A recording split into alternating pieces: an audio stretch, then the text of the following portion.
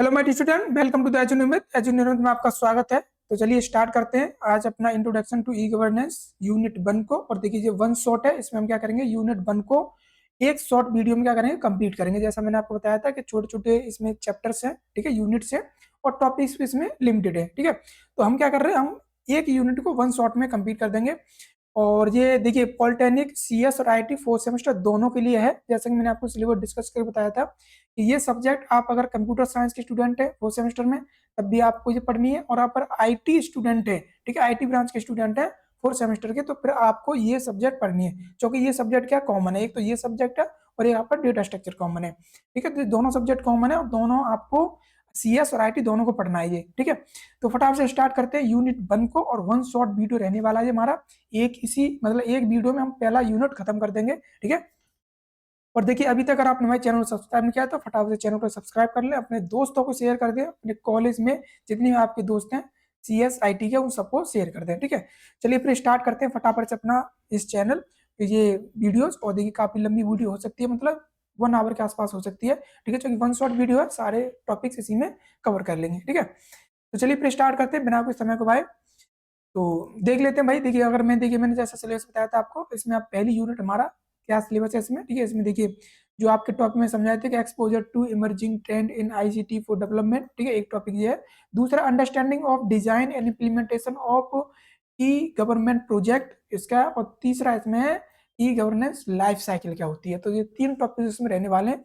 तीनों टॉपिक्स को फटाफट से स्टार्ट करते हैं और फिर भाई 1 शॉर्ट वीडियो तो फटाफट से करते हैं, ठीक है। और देखिए सबसे पहले सीखते हैं। देखिए सबसे पहला हमारा टॉपिक बनता है कि इंट्रोडक्शन टू ई गवर्नेंस। क्योंकि देखिए इसमें इसने नहीं बोला, इसने इसमें नहीं बोला है कि इंट्रोडक्शन समझाइए, लेकिन मैं आपको सबसे पहले यही बताऊंगा कि ई गवर्नेंस क्या होता है भाई। क्योंकि देखिए कुछ भी चीज पढ़ने से पहले पहले आपको ये बताना चाहिए कि ई गवर्नेंस है क्या। क्योंकि ई गवर्नेंस के बारे में पढ़ना है, उस चैप्टर का नाम, इस पूरी बुक का भी नाम है, सब्जेक्ट का नाम है इंट्रोडक्शन टू ई गवर्नेंस। तो आपको सबसे पहले यही पता होना चाहिए इंट्रोडक्शन टू ई गवर्नेंस होती क्या है भाई, ठीक है। जब तक ई गवर्नेंस के बारे में पता नहीं होगा तो कैसे आप आगे पढ़ पाओगे, ठीक है। तो सबसे पहले स्टार्ट करते हैं तो भाई क्या होती है। तो इसमें देखिए अब मेरा वाला पॉइंट क्या है कि ई गवर्नेंस जो होती है, इसको देखिए फुल फॉर्म क्या है इसकी, इलेक्ट्रॉनिक गवर्नेंस। देखिए ध्यान रखना, इसमें जो ई का मतलब है वो क्या है, इलेक्ट्रॉनिक्स, ठीक है। इलेक्ट्रॉनिक बोलते हैं इसको, इलेक्ट्रॉनिक गवर्नेंस, ठीक है, ध्यान रखना इसका। और ये क्या होती है भाई, ये रिफर करती है कि इसको use of information and communication technology को, इसे हम शॉर्ट में क्या बोलते हैं, आईसीटी। और आईसीटी आपके सिलेबस में भी डिस्कस करके बोला गया है, ठीक है। आईसीटी फुल फॉर्म क्या होती है, इंफॉर्मेशन एंड कम्युनिकेशन टेक्नोलॉजी, ठीक है। तो जो ई कॉमर्स, जो ई हमारी गवर्नेंस है, रेफर किसको कर रही है, किसको डिनोट कर रही है, इंफॉर्मेशन कम्युनिकेशन टेक्नोलॉजी को।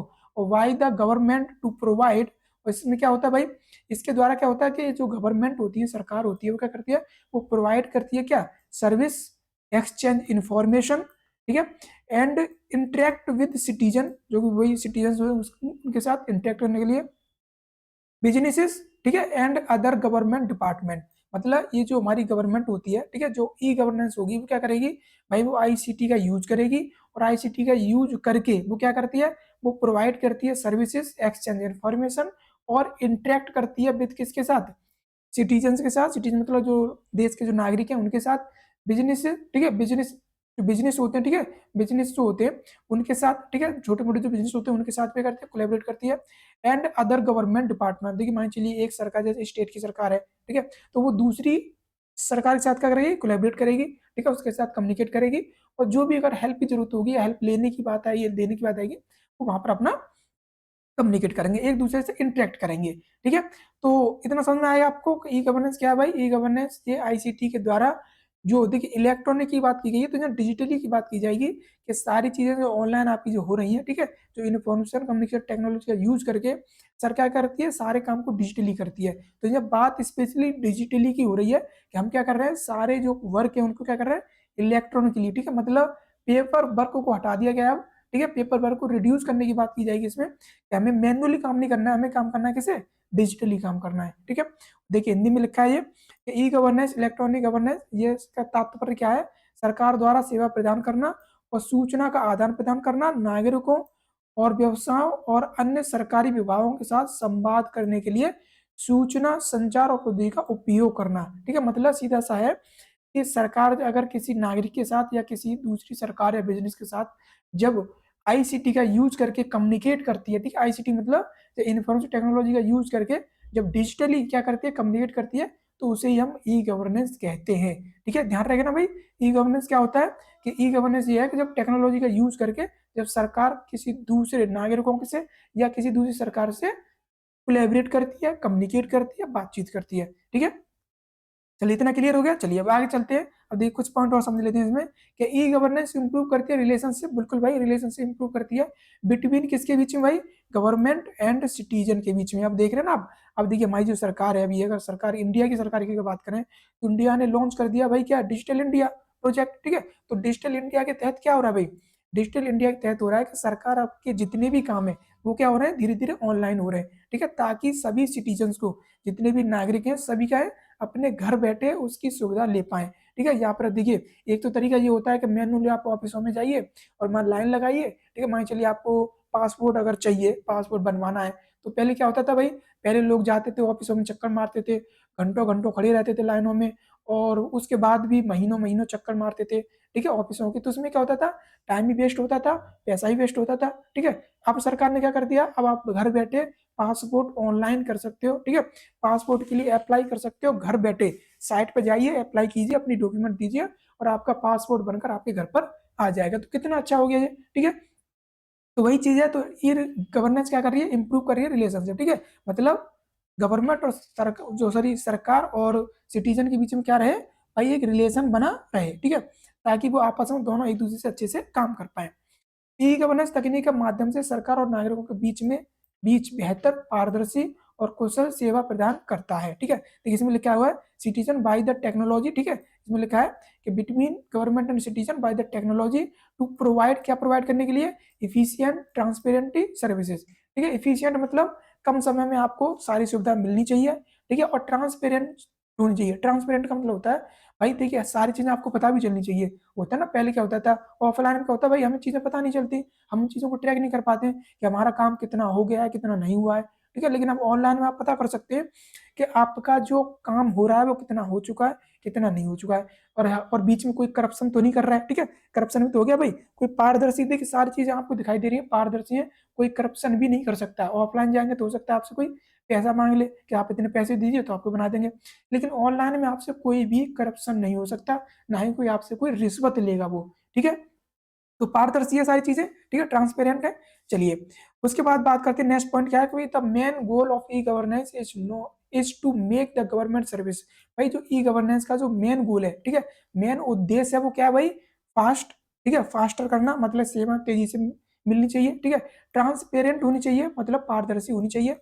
तेजी से का मतलब है भाई कोई भी इंसान है, कोई भी सिटीजन है, तो उसका जो काम है वो जल्द से जल्द होना चाहिए, ठीक है। ऐसा नहीं है कि एक काम को करने के लिए उसको महीनों महीनों ऑफिसों के चक्कर लगाने पड़ रहे हैं, या महीनों महीनों उसका टाइम, मतलब उसका काम टंगा हुआ है, ठीक है। तो ठीक है, तो क्या होना चाहिए, फास्टर होना चाहिए, सेवा में तेजी आनी चाहिए, ठीक है, यही इसका गोल है। और ट्रांसपेरेंट होना चाहिए, बिल्कुल पारदर्शी होनी चाहिए भाई, करप्शन तो बिल्कुल होना ही नहीं चाहिए, ठीक है। और एफिशिएंट होना चाहिए, बिल्कुल भाई कार्य कुशलता बढ़नी चाहिए, ठीक है, मतलब कार्य करने की दर बढ़नी चाहिए वहां पर। एक आदमी, ठीक है, जो ऑनलाइन जो काम होता है, अब क्या होता है भाई, देखिए पहले क्या होता था, बहुत सारे कामों करने में बहुत सारा समय लगता था, ठीक है। अब बहुत सारे काम एक कंप्यूटर अकेले ही कर देता है और कम समय में कर देता है, तो कार्य कुशलता बढ़ी रही है भाई, काम करने की क्षमता तो बढ़ी रही है ना, ठीक है। और सिटीजन फ्रेंडली, बिल्कुल भाई देखिए अब कोई भी चीज है तो नागरिक की सुविधा होनी चाहिए उसमें, ठीक है। अब सरकार अगर कोई भी प्रोजेक्ट बनाती है तो वो नागरिक को सामने रखकर ही बनाई जाती है, मतलब नागरिकों को नुकसान नहीं होना चाहिए उससे, ठीक है। तो ई गवर्नेंस जो बनाई है वो यूजर फ्रेंडली भी है। यूजर फ्रेंडली का मतलब जैसे सिटीजन फ्रेंडली, ठीक है, मतलब सिटीजन मतलब नागरिक फ्रेंडली, नागरिक, ठीक है, नागरिक फ्रेंडली, फ्रेंडली मतलब होता है कि सारी चीजें सुविधा जो होती है वो नागरिकों के अनुसार, मतलब उनको अच्छी होनी चाहिए, ठीक है। ऐसा ना होना चाहिए कोई ऐसी सुविधा ना हो जो कि नागरिकों को नुकसान पहुंचाए, क्लियर। ई गवर्नेंस का उद्देश्य क्या है भाई, फास्टर, ट्रांसपेरेंट, इफिशियंट और सिटीजन फ्रेंडली, क्लियर। चलिए आगे बात करते हैं, हम बात करें टाइप्स ऑफ ई गवर्नेंस। तो हमारी जो ई गवर्नेंस होती है वो कितने टाइप्स की होती है भाई, ठीक है। तो पहला टाइप होता है G2C, ठीक है। G2C का मतलब होता है गवर्नमेंट टू सिटीजन।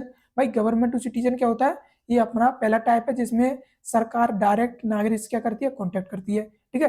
दूसरा क्या भाई इसमें कि G2B मतलब गवर्नमेंट टू बिजनेस, यहाँ पर एक सरकार और एक बिजनेसमैन आपस में डायरेक्ट क्या करते हैं, कम्युनिकेट करते हैं, ठीक है। होता है ना, जैसे मान चलिए हमारी सरकार है, और सरकार के, और देखिए इस भारत में जितने भी बिजनेसमैन है, ठीक है, जैसे अंबानी अडानी, ये बड़े बड़े जो बिजनेसमैन है वो क्या करते हैं, सरकार से डायरेक्ट कम्युनिकेट करते हैं, तो इनके बीच में आ गया रिलेशन, ठीक है। और तीसरा क्या भाई, G2G, मतलब गवर्नमेंट टू गवर्नमेंट, बिल्कुल भाई, एक सरकार दूसरी सरकार से भी क्या करती है, कम्युनिकेट करती है। मान चलिए एक स्टेट की सरकार है, ठीक है, यूपी की सरकार है, वो बिहार से कम्युनिकेट कर रही है अपनी सुविधाओं को आदान प्रदान करने के लिए, ठीक है। तो एक सरकार दूसरी सरकार से क्या करती है, कम्युनिकेट करती है, तो वो इसमें आ जाता है, ठीक है। चौथा क्या है भाई, G2E, मतलब गवर्नमेंट टू एम्प्लॉय, बिल्कुल भाई, देखिए जो गवर्नमेंट है उसके अपने एम्प्लॉय होते हैं, कहते हैं ना सरकारी कर्मचारी, तो सरकारी कर्मचारियों के लिए जो जो सुविधाएं सरकार देती है, तो उनके बीच में जो रिलेशन है वो क्या है भाई, गवर्नमेंट टू एम्प्लॉय, ठीक है, सरकारी एम्प्लॉयमेंट की बात कर रहा हूँ मैं, ठीक है। तो वो सरकार के लिए काम करते हैं, तो वो क्या करती है, सरकार उनको सैलरी देगी, पे स्लिप भी देगी, मतलब सारी सुविधाएं देगी जो उनके लिए जरूरी होंगी, ठीक है। तो ये क्या है, ये टाइप्स होते हैं ई गवर्नेंस के, ठीक है, इनको हम आगे पढ़ेंगे, अभी हम इंट्रोडक्शन देख रहे हैं, ठीक है। इनको मॉडल भी कहते हैं, ठीक है, इनको ई गवर्नेंस के मॉडल भी कहते हैं हम, क्लियर। अब देखिए एग्जांपल देख लेते हैं कुछ, ठीक है, एग्जांपल की अगर बात करें, तो एग्जांपल ऑफ ई गवर्नेंस की अगर बात करें, तो देखिए सबसे पहले एग्जांपल क्या भाई, देखिए यहाँ पर सबसे पहले एग्जांपल है आपका, देखिए इसमें एग्जांपल की अगर बात करें, तो पहला एग्जांपल क्या लिखा है मैंने भाई, कि ऑनलाइन रेलवे टिकट बुकिंग, ठीक है, IRCTC भाई, एक IRCTC ऐप है, देखिए आप जब कहीं भी जाते हैं तो आप क्या करते हैं भाई, आप क्या करते हैं, IRCTC ऐप निकालते हैं और अपनी रेल की टिकट बुक करते हैं। तो जो IRCTC ऐप है, जो किसका है भाई, सरकार का ही तो है, ठीक है। पहले क्या होता था, लोग भाई पहले का, अब भी ठीक है, अब भी थोड़े से लोग ऐसे अवेयर नहीं है, तो वो स्टेशन पर जाकर अपनी टिकट बुक कराते हैं, ठीक है। लेकिन जो पढ़े लिखे हैं, जो समझदार लोग हैं, ठीक है, जिनको पता है कि IRCTC ऐप के बारे में, और जिनको नॉलेज है, वो क्या करते हैं, वो घर बैठे अपनी टिकट बुक करते हैं, अब कोई भी स्टेशन जाकर टिकट बुक नहीं कराता है, ठीक है। तो ये क्या होता है भाई, citizen can book the ticket online, online book कर सकते हो घर बैठे, ठीक है। आपका टाइम बच जाएगा, एफर्ट बच जाएगा, ठीक है, आपका समय बच जाएगा, और no need to visit the railway counter, बोल आपको रेलवे काउंटर पर जाने की जरूरत नहीं है, तो कितनी अच्छी सुविधा है भाई, ठीक है ना इसमें, ठीक है। तो ये भी जो प्रोजेक्ट है, ये क्या है, ई गवर्नेंस का तो प्रोजेक्ट है, ठीक है। IRCTC की जो सुविधा है वो किसके अंदर आ रही है, ई गवर्नेंस के अंदर ही आ रही है, ठीक है। यहाँ पर अदर एग्जाम्पल ले लें, जैसे ऑनलाइन इनकम टैक्स हो गया भाई। अब देखिए कुछ पहले क्या होता था, इनकम टैक्स अगर आपको भरना होता था, ठीक है, तो वो क्या करते हो, ऑफिस में जाके भरते थे, अब आप ऑनलाइन भर सकते हो, ठीक है। डिजिटल आधार सर्विस, ऑनलाइन पासपोर्ट सर्विस, अब देखिए सारी चीजें आप घर बैठे कर सकते हो, ठीक है। आपको नया आधार, अगर आधार कार्ड बनवाना है तो ऑनलाइन कर दीजिए, पासपोर्ट चाहिए आपको, ऑनलाइन कर दीजिए, ठीक है, ऑनलाइन एप्लीकेशन भर दो, तो सारी चीजें अब धीरे धीरे क्या हो रही है, ऑनलाइन सेट हो रही है, ठीक है। और देखिए ये चीज मैंने आप हिंदी में भी लिख दिया, ऑनलाइन रेलवे टिकट बुकिंग, नागरिकों घर बैठे टिकट बुक कर सकते हैं, समय और मेहनत बचती है, काउंटर पर जाने की जरूरत नहीं है, ठीक है, आवश्यकता नहीं है। और अन्य उदाहरण मतलब ऑनलाइन आयकर रिटर्न, आधार सेवाएं, पासपोर्ट आवेदन, ठीक है। तो ये सारी चीजें क्या हो रही है भाई, किसकी हेल्प से हो रही है, ई गवर्नेंस की हेल्प से ही हो रही है, ठीक है। इतना समझ में आ गया, चलिए अब आगे बात करते हैं, थोड़े से इसके एडवांटेज भी देख लेते हैं भाई, ठीक है, ई गवर्नेंस के एडवांटेज के बारे में बात कर लेते हैं। तो भाई इसका जो सबसे बड़ा एडवांटेज है वो है transparent in the government work, बिल्कुल सरकारी कार्यों में पारदर्शिता, ठीक है, पारदर्शिता मतलब करप्शन जीरो लेवल, ठीक है, मतलब करप्शन को कम करना ही ट्रांसपेरेंसी होती है भाई। सारे काम अगर, देखिए सारे काम जो होते हैं, अगर पूरी देख होते ना भाई, देखिए अगर कोई भी आज के समय में अगर बात करें, तो जैसे अगर कोई सरकार अगर कोई योजना निकालती है, तो उस योजना के बारे में नागरिकों को भी बताया जाता है, ठीक है। आप टेलीविजन पे देख सकते हैं, यूट्यूब पे देख सकते हैं, मतलब कहीं पे भी क्या होता है, सारी चीजें बताई जाती हैं कि ये प्रोजेक्ट बनेगा, इतना पैसा है, ऐसे ऐसे काम होगा, तो इससे क्या हो रहा है, ट्रांसपेरेंसी हो रही है भाई, ठीक है, नागरिकों को पता चल रहा है सरकार के कामों के बारे में, ठीक है। तो करप्शन क्या हो जाता है, बहुत ही कम हो जाता है, ठीक है, ना के बराबर। लेकिन अगर ऑफलाइन में क्या होता था भाई, ऑफलाइन में तो भाई पता ही नहीं चलता था कि कौन सा प्रोजेक्ट आया, कहाँ पैसा आया, कितना आया, सब करप्शन हो जाता था वहां पर। रिड्यूस द करप्शन, बिल्कुल भाई करप्शन को तो कम करना ही है, ठीक है, ई कॉमर्स का यही है, क्या इसका फायदा है। और फास्टर सर्विस डिलीवरी, बिल्कुल भाई सर्विस की जो डिलीवरी है उसको इतना फास्टर बनाना है कि लोगों को कम समय में ज्यादा से ज्यादा सुविधा मिल पाए, ठीक है। कॉस्ट इफेक्टिव होना चाहिए भाई, बिल्कुल कम लागत में सारी चीजें मिलनी चाहिए, ठीक है, कम लागत मतलब पैसा बचना चाहिए यहाँ पर, ठीक है। क्योंकि अब देखिए, अब ऑनलाइन घर बैठे कर लेते तो आपका पैसा बच जाता है, कहीं आपको जाने जाने में ना आपको पैसा देना है, ना किसी को करप्शन करना है, किसी को रिश्वत देनी है, ठीक है। तो कॉस्ट इफेक्टिव तो भाई, ठीक है, तो इसका भी फायदा है। और इजी एक्सेस टू सिटीजन, बिल्कुल भाई जो सिटीजन है नागरिकों के लिए आसान पहुंच, आसान पहुंच का मतलब कि हर नागरिक हर सुविधा को आसानी से एक्सेस कर पाए, तो यही इसका क्या है, ये सबसे बड़ा एडवांटेज, ये इसके 5 सबसे एडवांटेज हैं, ट्रांसपेरेंसी, रिड्यूस करप्शन, और faster service delivery, cost effective और इजी एक्सेस फॉर सिटीजन्स, ठीक है। ये इसके क्या हो गए, एडवांटेज हो गए, ठीक है, लाभ हो गए ये। चलिए अब डिसएडवांटेज बात कर लेते हैं भाई, इसके कुछ डिसएडवांटेज भी है, ठीक है, ऐसा तो है नहीं कि इसके फायदे फायदे हैं, तो थोड़े से एडवांटेज में पहले, ठीक है। तो पहला क्या भाई कि डिजिटल डिवाइड, बिल्कुल भाई देखिए इसमें डिजिटल डिवाइड है, मतलब लैक ऑफ इंटरनेट एक्सेस। वहीं चलिए इसमें पूरा का पूरा जो आपका ऑनलाइन का जो प्रोसेसर है, ठीक है, प्रोसीजर जो आपका ऑनलाइन का पूरी प्रक्रिया जो है वो क्या होती है, वो इंटरनेट पर आधारित होती है। और मान चलिए अगर आप कोई फॉर्म भर रहे हैं या कुछ भी कर रहे हैं और इंटरनेट चला जाता है तो आपकी सारी सुविधाएं वहाँ क्या हो जाती है, ब्रेक हो जाती है, मतलब कुछ समय के लिए रुक जाती है। जब इंटरनेट आ जाएगा तो फिर आप उसको दोबारा से कर सकते हो। कहने का मतलब अगर इनडायरेक्टली अगर बात करें तो पूरा का पूरा जो डिजिटली जो है वो इंटरनेट पर आधारित है। अगर इंटरनेट आपके में नहीं है तो आप बिना इंटरनेट के आप कोई भी काम या कोई भी सर्विस एक्सेस नहीं कर सकते सरकार की, ठीक है, ई गवर्नेंस की। तो यहाँ पर क्या है भाई, ये डिपेंड कर जाती है किस पर, इंटरनेट पर। तो यहाँ पर इसका एक छोटा छोटा सा डिसएडवांटेज बन जाता है, ठीक है। साइबर सिक्योरिटी रिस्क भाई, रिस्क तो आई भाई, अब देखिए सारी चीजें सारा डेटा ऑनलाइन है हमारा, तो रिस्क तो रहेगा ही भाई, ठीक है, ऐसा तो है नहीं। अब देखिए लेकिन हालांकि उस रिस्क के लिए भी, सिक्योरिटी के लिए भी काफी सारी सुविधाएं की जाती हैं, ठीक है। जब डेटा की सुरक्षा की बात आती है तो साइबर सिक्योरिटी वहां पर क्या होती है, वो अच्छे से काम करती है। लेकिन देखिए फिर भी क्या होता है कि कुछ हैकर जो होते हैं, ठीक है, वो होता है ना कुछ कुछ देखिए जो हैकर्स बैठा है उसके पास भी नॉलेज है भाई, ठीक है, लेकिन उसको बचाने के लिए भी लोग बैठे हैं तो कुछ बिगाड़ने के भी लोग बैठे हैं, ठीक है। तो वहां पर सिक्योरिटी का क्या भाई, अब देखिए सारी चीजें ऑनलाइन है तो सिक्योरिटी का खतरा रहता ही रहता है वहां पर, ठीक है। टेक्निकल इशू हो सकता है भाई, ठीक है, मान चलिए कोई डिवाइस है, इलेक्ट्रॉनिक डिवाइस यूज कर रहे हैं आप, ठीक है, लैपटॉप यूज कर रहे हैं, मोबाइल से फॉर्म भर रहे हैं या लैपटॉप से भर रहे हैं, अगर आपकी अचानक से टेक्नोलॉजी, मतलब जो आपकी टेक्निक है, टेक्निक मतलब आपका कंप्यूटर है कोई भी अगर खराब हो जाता है तो वहां पर आपकी सारी सुविधा रुक जाती है फिर, ठीक है, कुछ समय के लिए रुक जाएंगे, फिर आपको सही करेंगे तो फिर आपको मिल जाएंगे। मतलब इसमें टेक्निकल इश्यूज हो सकते हैं, ठीक है, या तो आपकी तरफ से हो जाए या सरकारी तरफ से हो जाए।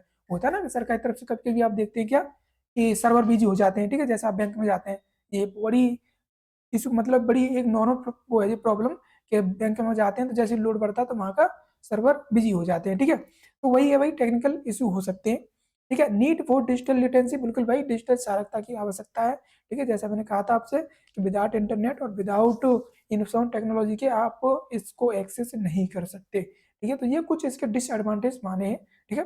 चलिए इतना क्लियर होगा ना सभी का। और देखिए यहाँ पे हिंदी में लिखा है सारी चीजें, ठीक है, जो हिंदी वाले स्टूडेंट है आराम से पढ़ सकते हो, कोई दिक्कत नहीं है, ठीक है।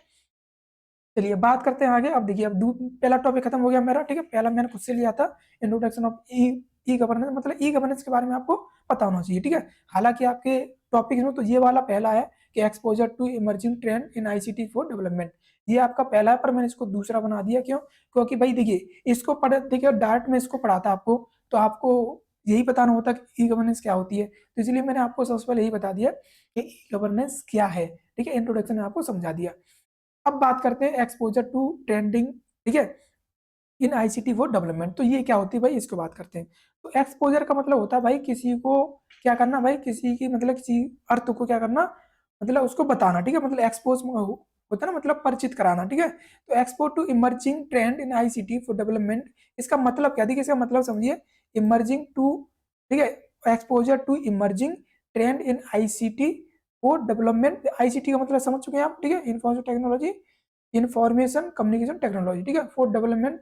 इसका मतलब क्या होता है भाई, इसका मतलब अगर देखें तो अंडरस्टैंडिंग, लर्निंग, ठीक है, using new technology and advance information and communication technology to support social economy and human development, ठीक है। मतलब इसका जो मतलब है, जैसे जो टॉपिक है ना आपका exposure to emerging trend in ICT for development, इसका मतलब है कि भाई क्या मतलब है इसका, कि अंडरस्टैंडिंग सबसे पहले समझना, लर्न करना एंड और यूज करना न्यू एंड एडवांस टेक्नोलॉजी, इसके लिए भाई, किसके लिए, कि सपोर्ट करने के लिए, क्या सपोर्ट करने के लिए, सोशल मतलब सामाजिक, इकोनॉमिक और ह्यूमन डेवलपमेंट, ठीक है। तो इनको सपोर्ट करने के लिए यूज करना नई नई टेक्नोलॉजीज, ठीक है, ट्रेंड वाला है ना, ठीक है, इमर्जिंग ट्रेंड, तो इमर्जिंग ट्रेंड मतलब जो नई नई टेक्नोलॉजी है, देखिए आज के समय की अगर बात करें तो इस समय क्या हो सका भाई, एआई आ चुका है, ठीक है। तो अब जितनी भी सरकार भी क्या कर रही है, एआई का यूज कर रही है, और एआई का यूज करके क्या कर रहे हैं, हमारी अच्छी अच्छी सुविधाएं बन रही है, ठीक है, मतलब सारे काम बड़े आसानी से हो रहे हैं भाई,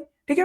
तो वही चीज है भाई। और देखिए कंपनियां भी क्या कर रही है, कंपनी भी आई भाई एआई का यूज कर रही है, एआई आपका बहुत सारा काम कम समय में कर देता है, ठीक है। तो वही चीज लिखी हुई है कि एक्सपोज करना हमें क्या करना है, एक्सपोजर है, ठीक है, एक्सपोजर का मतलब होता है उसको परिचित करना है, विकसित करना है भाई, किसका, एक नई टेक्नोलॉजी का यूज करके, ताकि हम एक ऐसा ऐसा सोशली और इकोनॉमी डेवलप हो पाए, ठीक है, और किसका यूज करके, आईसीटी, ठीक है, आईसीटी की इसमें बात की गई है, इंफॉर्मेशन कम्युनिकेशन टेक्नोलॉजी, ठीक है, तो ये टेक्नोलॉजी को ही सॉर्ट करता है, क्लियर। तो देखिए इसमें हिंदी में लिखा है कि विकसित हेतु, ठीक है, विकसित हेतु आईसीटी में उभरते रुझानों का परिचय अर्थ है, ठीक है, उभरते रुझानों का परिचय का अर्थ क्या है कि नई और आधुनिक सूचना और संचार तकनीक को समझना, सीखना और विकास कार्यों में उपयोग करना, ठीक है, हिंदी में भी लिख दिया मैंने, तो इसका आपको मतलब पता होना चाहिए, ठीक है। अब बात करते हैं कुछ इंपोर्टेंट नोट्स, बात कर लेते हैं यहाँ पर कि देखिए मैं एक्सपोजर, इसका मतलब देखिए नीचे भी लिख दिया मैंने, हिंदी में भी लिख दिया इसका कि सूचना एवं संचार औद्योगिक आईसीटी में विकास के नवोदित रुझानों का परिचय, ठीक है, तो मतलब आईसीटी जो है उसके विकास के लिए आप कौन कौन से तरीके यूज कर रहे हैं, आप कौन कौन से आप रूल्स यूज कर रहे हैं, रेगुलेशन यूज कर रहे हैं, ठीक है, कौन कौन से आप उसको परिचित करने के लिए, उसको विकसित करने के लिए, ठीक है। चलिए अब आप बात करते हैं आगे, ठीक है। अब देखिए थोड़ा सा पॉइंट और समझ लेते हैं इसमें, ठीक है, आईसीटी के बारे में और समझ लेते हैं। तो आईसीटी फॉर डेवलपमेंट, ठीक है, इसको शॉर्ट में बोलते हैं आईसीटी फॉर डी, ठीक है, इसको शॉर्ट में भी ध्यान रखना आप, ठीक है। तो ये क्या करती है, फोकस करती है किस पर, क्या फोकस ऑन, क्या फोकस करती है कि हाउ टेक्नोलॉजी लाइक, जैसे आर्टिफिशियल इंटेलिजेंसी, ठीक है, आर्टिफिशियल इंटेलिजेंसी मतलब एआई, इंटरनेट ऑफ थिंग्स, ठीक है, cloud computing, big data, mobile apps, ठीक है, और digital platform can solve the real world problem, ठीक है, मतलब हमारी जो टेक्नोलॉजीज हैं, ठीक है, जैसे हमारी जो टेक्नोलॉजी जैसे एआई हो गया, ठीक है, इंटरनेट ऑफ थिंग्स हो गया, ठीक है, क्लाउड कंप्यूटिंग हो गया, बिग डेटा हो गया, मोबाइल एप्स हो गए और डिजिटल प्लेटफॉर्म्स हो गए, ये क्या करते हैं भाई, ये सॉल्व कर सकते हैं, क्या सॉल्व कर सकते हैं क्या, हमारी रियल वर्ल्ड प्रॉब्लम्स, ठीक है।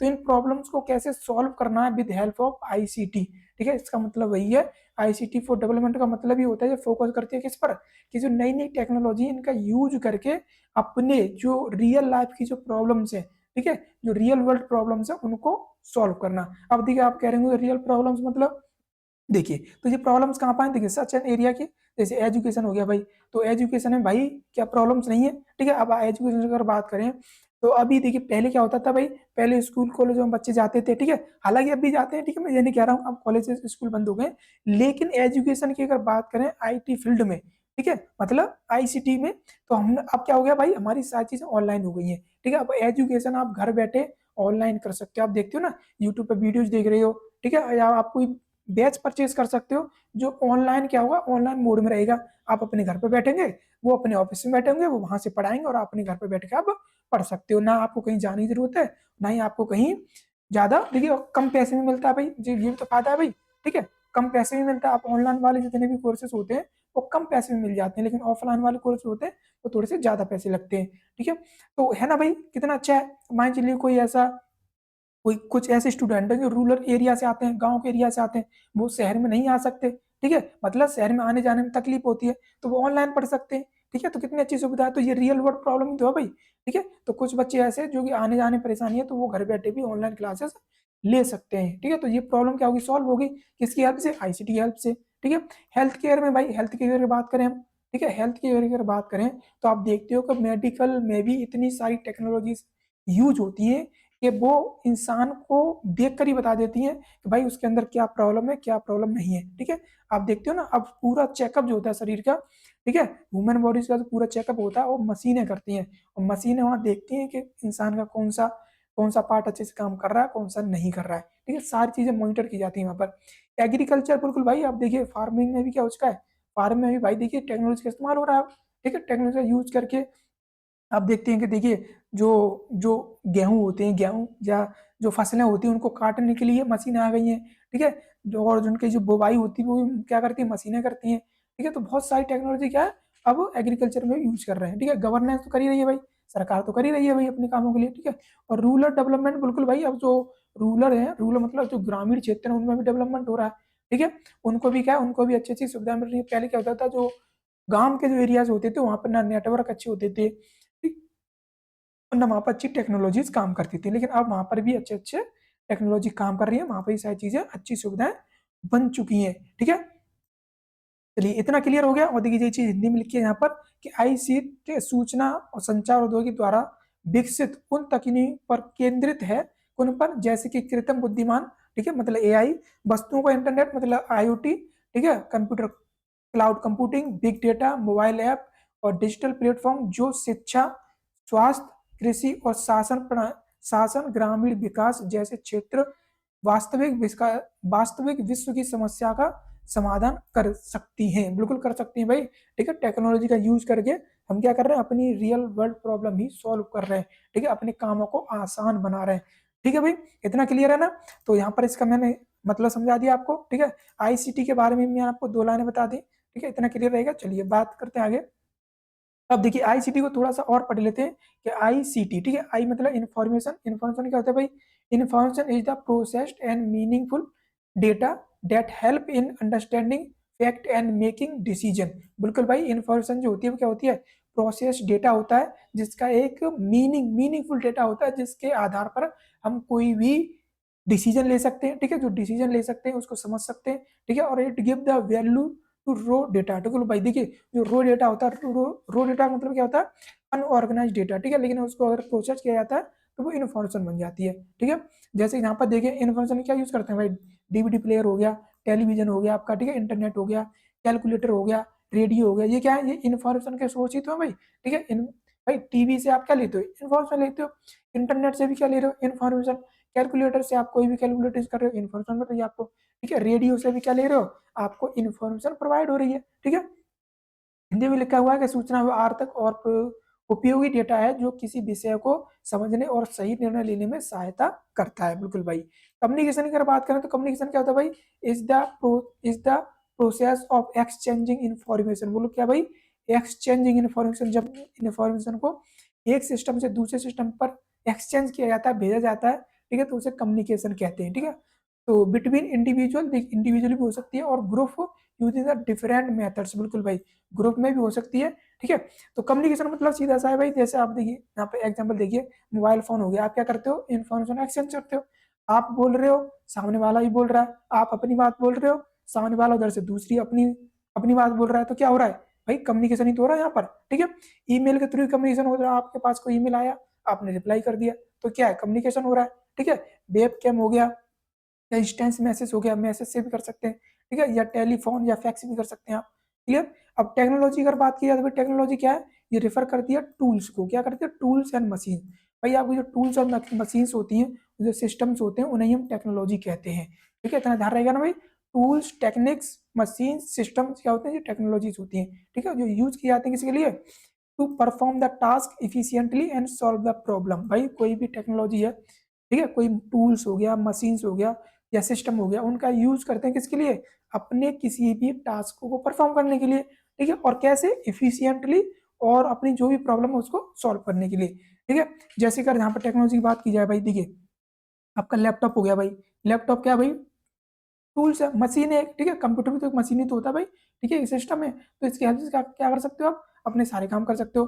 कैमरा हो गया भाई, कैमरा क्या भाई? कैमरा भी एक टूल है। ठीक है, एक सिस्टम है, मशीन है। वो क्या करता है? वो इमेज क्या करता है? इनपुट लेता है, इमेजेस खींचता है। ठीक है, या गेमिंग कंसोल हो गया, या रोबोट्स हो गया आपके। ठीक है, वो क्या है? एक मशीन है। ठीक है, ये MP3 प्लेयर हो गया, तो इसका सारी टेक्नोलॉजी है। ठीक है, हालांकि देखिए मोबाइल फोन में टेक्नोलॉजी में आता है, बट वो काम करा किसका? देखिए तीनों साथ में मिलकर काम करती है। ठीक है, ये ध्यान रखना है आपको। तो टेक्नोलॉजी का मतलब टूल्स और मशीन्स के बारे में कहा जाता है। ठीक है, आई थिंक इतना क्लियर होगा आप सभी का। अगर फिर भी आपको किसी को डाउट आता है तो कमेंट बॉक्स में लिख सकते हो। ठीक है, चलिए अब बात करते हैं आगे। अब कुछ एग्जाम्पल की बात कर लेते हैं। ठीक है, कुछ एग्जाम्पल देख लेते हैं। तो एग्जाम्पल की अगर बात करें तो देखिए सबसे पहला क्या है? Digital education platform. बिल्कुल भाई, डिजिटल एजुकेशन प्लेटफॉर्म की अगर बात करें तो इसमें ऑनलाइन, देखिए ऑनलाइन लर्निंग टूल्स जैसे इसमें दीक्षा हो गया। ठीक है, स्वयं। तो अब देखिए ये क्या है? ये कुछ, ये आपने देखिए ये क्या, कुछ गूगल क्लासरूम, ये कुछ टेक्नोलॉजी के नाम बता रहा हूँ जो ऑनलाइन आप क्लासेस लेने में यूज करते हो। ठीक है, ऑनलाइन आप होते हैं ना, जैसे यूट्यूब भी क्या है भाई? यूट्यूब भी एक टूल है, यहाँ पर आप ऑनलाइन क्लास ले सकते हो, यहाँ पर पढ़ने के लिए बहुत सारी चीजें होती हैं। ठीक है, लेकिन ये दीक्षा से हम, ठीक है, कोर्सेरा, ये क्या है? ये गूगल क्लासरूम, ये क्या है भाई?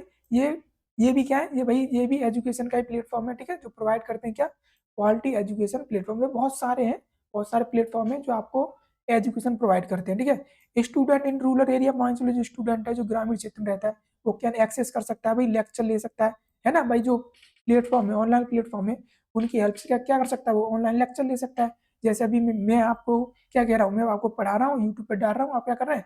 यूट्यूब की हेल्प से आप लेक्चर ले रहे हैं। ठीक है, पढ़ रहे हैं। अपना स्टडी मटेरियल मिल जाएगा आपको, ठीक है, और कुछ सर्टिफिकेट भी देते हैं ऑनलाइन, ठीक है, मोबाइल के थ्रू या इंटरनेट के थ्रू, ठीक है। और this improve the education quality and skill development, बिल्कुल भाई ये एजुकेशन की क्वालिटी को इंप्रूव तो कर रहा है, ठीक है, बिल्कुल कर रहा है भाई, ठीक है। तो इतना क्लियर है, देखिए एग्जाम्पल ही समझा दिया मैंने। चलिए अब बात करते हैं आगे हम, ठीक है, इतना आई थिंक आपको क्लियर हो गया होगा। अब थोड़े से एडवांटेज के ऊपर बात कर लेते हैं, इसके एडवांटेज क्या क्या है। तो पहला एडवांटेज क्या है भाई, कि इंप्रूव एक्सेस टू सर्विस, बिल्कुल भाई सर्विसेज को एक्सेस करने में इंप्रूव करती है। तो आईसीटी क्या करती है भाई, वो इंप्रूव करती है किसको, सर्विसेज को एक्सेस करने में, मतलब हम कम समय में सारी सर्विस को एक्सेस कर पाए, ठीक है, और अच्छी तरह से।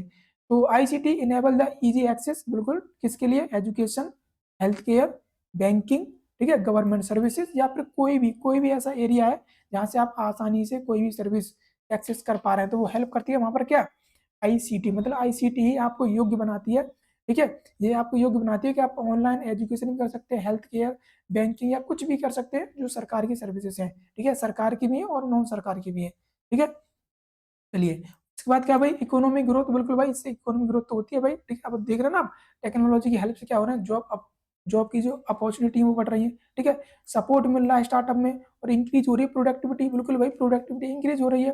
तो जो इमर्जिंग आईसीटी ट्रेंड है वो क्रिएट करता है न्यू जॉब अपॉर्चुनिटी, ठीक है, मतलब ग्रोथ की तरफ क्या करता है, जिससे हमारा इनकम इकोनॉमी क्या होता है, ग्रोथ होता है, ठीक है। अब टेक्नोलॉजी यूज करके क्या कर रहे हैं हम, अपने बहुत सारे काम को कम समय में कर पाते हैं, ठीक है।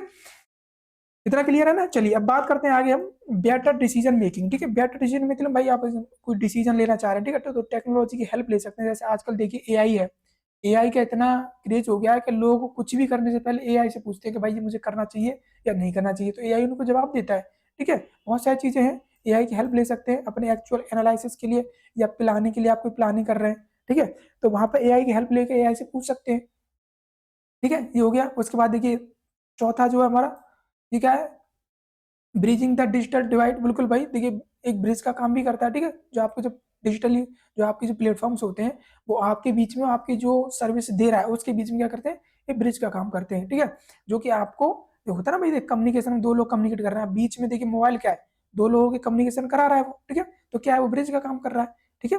तो प्लेटफॉर्म हेल्प करते हैं reduce the gap between the urban and rural population, बिल्कुल भाई देखिए एक लोग गांव में बैठा है, एक शहर में बैठा है, तो उनके बीच में टेक्नोलॉजी यूज करके क्या कर सकते हैं, उनको आपस में कनेक्ट कर सकते हैं, ठीक है, ब्रिज बना सकते हैं, ब्रिज मतलब कनेक्ट कर सकते हैं।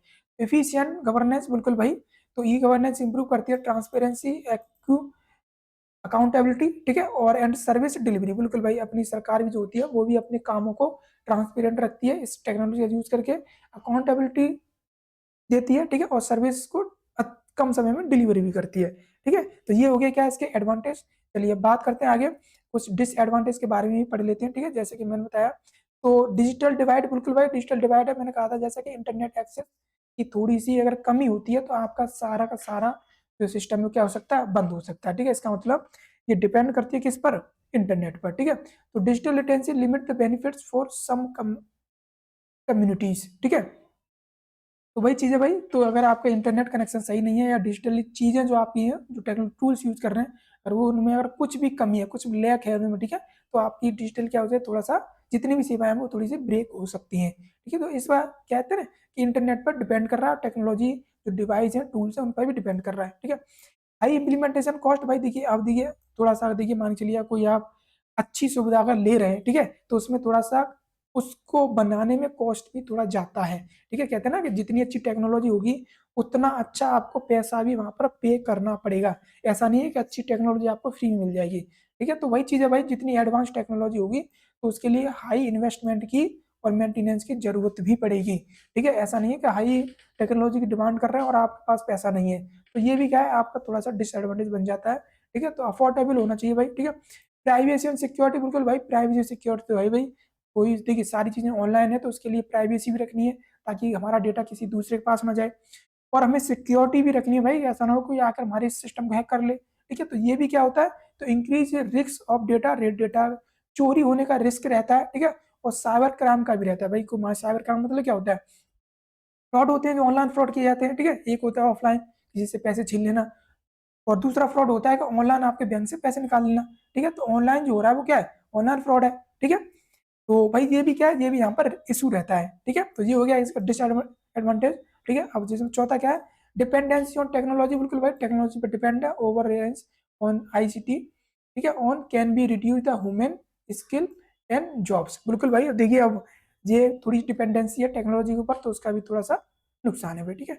और टेक्निकल स्किल, बिल्कुल भाई टेक्निकल स्किल गैप, अगर मान चलिए कोई टेक्नोलॉजी है तो भाई उसका फिर ज्ञान भी होना जरूरी है। अब ऐसा नहीं है कोई अच्छी टेक्नोलॉजी है तो हर कोई उसका यूज कर पाएगा, ठीक है। तो lack of train professional effect affect effective implementation, बिल्कुल भाई। देखिए अगर कोई तकनीकी है तो उसके लिए ट्रेन भी होना चाहिए भाई, किसी इंसान को ट्रेनिंग मिलनी चाहिए कि उस चीज़ को कैसे चलाते हैं। मान चलिए जैसे अब देखिए तो नई नई अच्छी अच्छी मशीनें बन रही है, नई नई टेक्नोलॉजी बन रही है, तो उसको यूज करने का भी क्या होना चाहिए, लोगों के पास ज्ञान होना चाहिए, ठीक है। तो उनको ट्रेनिंग कौशल में कमी अगर होती है तो प्रशिक्षण लोगों की कमी से क्या होता है, तकनीक का सही उपयोग नहीं हो पाता है। मतलब अगर किसी इंसान को किसी चीज को चलाने की अच्छी नॉलेज नहीं है तो फिर वो उसका यूज नहीं कर पाएगा अच्छे से, ठीक है। तो वो भी क्या है, यहाँ पर गैप है, तो वहां पर ये डिसएडवांटेज माना जाता है कि हर कोई उस टेक्नोलॉजी को यूज नहीं कर सकता, ठीक है। टेक्निकल नॉलेज होनी चाहिए उसके पास, ठीक है। तो अब देखिए दूसरा टॉपिक हो गया, अब हमारा तीसरा टॉपिक है, ठीक है। दो टॉपिक हमारे कंप्लीट हो चुके हैं। तीसरा टॉपिक क्या है भाई, understanding the design and implementation of e governance project. भाई कैसे समझेंगे, कैसे डिजाइन करेंगे, ठीक है, मतलब डिजाइन और इम्प्लीमेंटेशन को कैसे समझना है उसको हम देखना है इसको, ठीक है।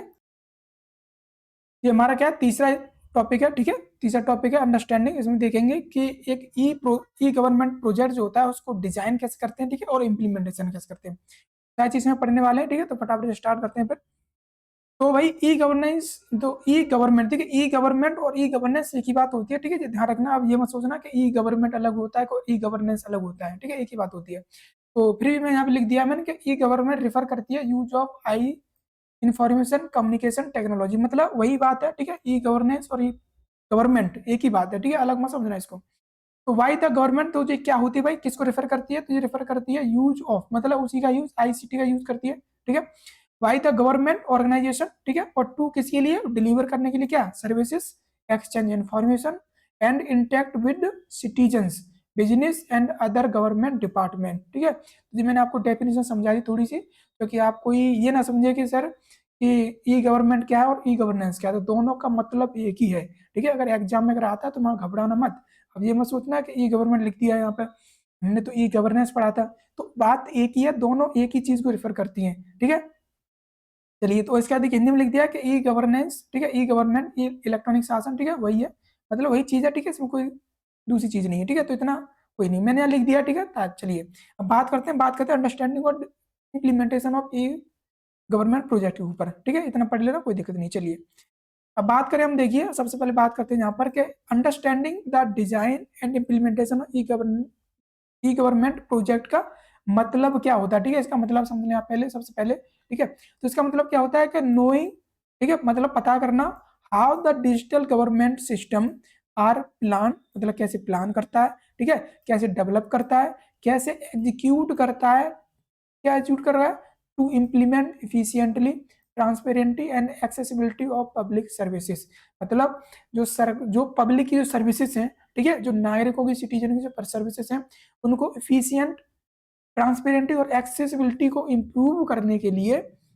उनको कैसे प्लान करेगा, कैसे डेवलप करेगा और कैसे उनको एग्जीक्यूट करेगा, ठीक है। मतलब इसमें सीधा सा है भाई। अब देखिए डिजाइन इंप्लीमेंटेशन की बात की जाए तो सरकार अगर कोई भी प्रोजेक्ट अगर बनाती है, ठीक है, आप देखते हो ना सरकार के प्रोजेक्ट बनते हैं, तो सरकार का अगर कोई प्रोजेक्ट है और जो डिजिटल प्रोजेक्ट है, ठीक है, जिसमें सारी चीजें ऑनलाइन होने वाली हैं, तो जब वो प्रोजेक्ट बनता है तो उसको सबसे पहले प्लान किया जाता है भाई, ठीक है, सबसे पहले प्लान किया जाएगा कि भाई उसकी प्लानिंग की जाएगी कि उसमें क्या क्या चीजें रहने वाली हैं, कैसे कैसे बनाने वाले हैं, ठीक है। मतलब पहले सारी चीजें प्लानिंग और रिक्वायरमेंट वहां पर सेट की जाती हैं, ठीक है। उसके बाद उसको डेवलप किया जाता है अकॉर्डिंग टू प्लानिंग, जैसे हमने प्लान किया है, जो हमारी रिक्वायरमेंट है उसके अकॉर्डिंग उसको डेवलप किया जाएगा, ठीक है। और उसके बाद फिर एग्जीक्यूट किया जाएगा भाई, जब डेवलप हो जाएगा तो उसके बाद उसको एग्जीक्यूट भी करेंगे, एग्जीक्यूट मतलब उसको मार्केट में चलाएंगे भी, ठीक है। उसको चलाना मतलब उसको रनिंग में लाना, ठीक है। तो वही चीज है, मतलब अंडरस्टैंडिंग, मतलब इसमें डिजाइन कैसे करते हैं, ठीक है, इंप्लीमेंट कैसे करेंगे, मतलब उसको कैसे एक्चुअल में उसको यूज करेंगे, ठीक है, जो सरकार के ई गवर्नमेंट प्रोजेक्ट होते हैं,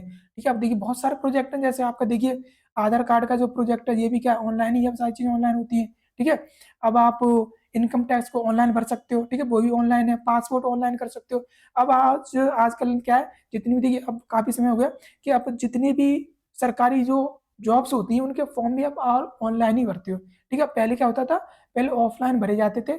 ठीक है, एक पेज मिलता था, उस पर ऑफलाइन भर के वहां पर जमा कर देते, लेकिन अब ऐसा नहीं है। ठीक है, तो ई गवर्नमेंट परियोजना के डिजाइन और कार्यान्वयन की समझ का मतलब है कि यह जानना कि सरकार डिजिटल सेवाओं को कैसे कैसे भाई योजना बनाकर तैयार किया जाता है। ठीक है, उसको समझना और उनको लागू किया जाता है ताकि सेवाएं अधिक पारदर्शी हो, तेज हो और सुलभ बन सके। ठीक है, तो उसको समझना ही क्या है, ये इस टॉपिक में पढ़ने वाले हैं। ठीक है, तो आई थिंक आपको इस टॉपिक का मतलब समझ में आ गया होगा।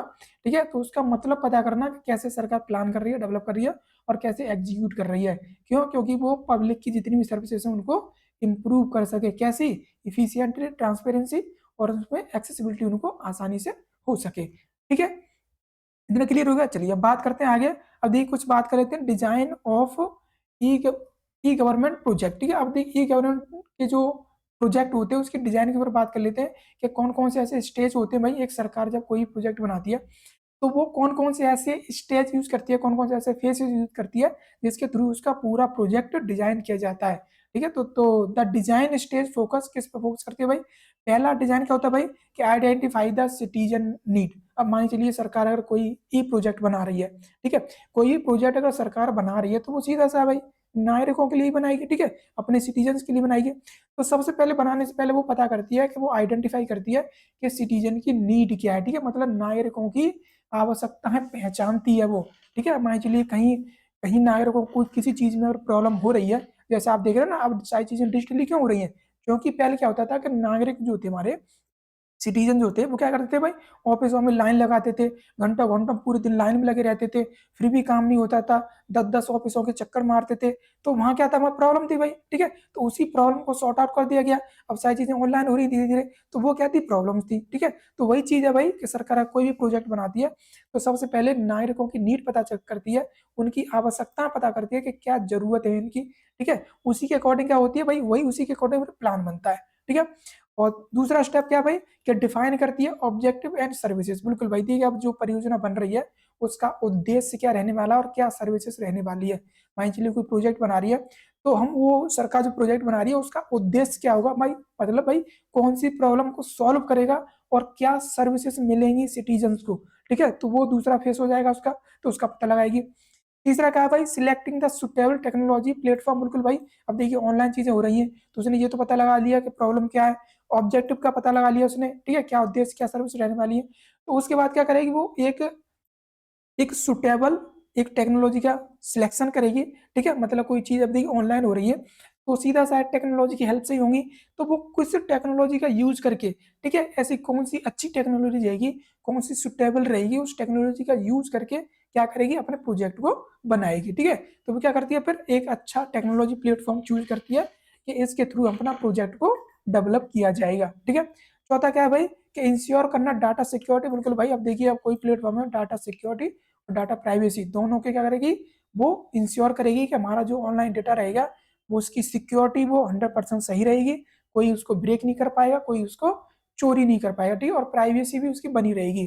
ठीक है, प्राइवेसी का मतलब होता है कि सरकार का जो डेटा है वो सरकार के पास ही रहना चाहिए। ठीक है, किसी दूसरे पास जाएगा तो फिर वो ब्रेक हो जाएगा। ठीक है, तो वही चीज है। और पांचवा का रहेगा प्लानिंग यूजर फ्रेंडली इंटरफेस। बिल्कुल भाई, उसके बाद क्या होगा कि सरकार जो भी योजना बनाएगी तो उसको यूजर फ्रेंडली मतलब सिटीजन फ्रेंडली इंटरफेस देगी। ठीक है, मतलब ऐसा मतलब किसी टेक्नोलॉजी किसी प्रोजेक्ट को इतना आसान बनाएगी ताकि लोगों को वो चीजें समझ में आए।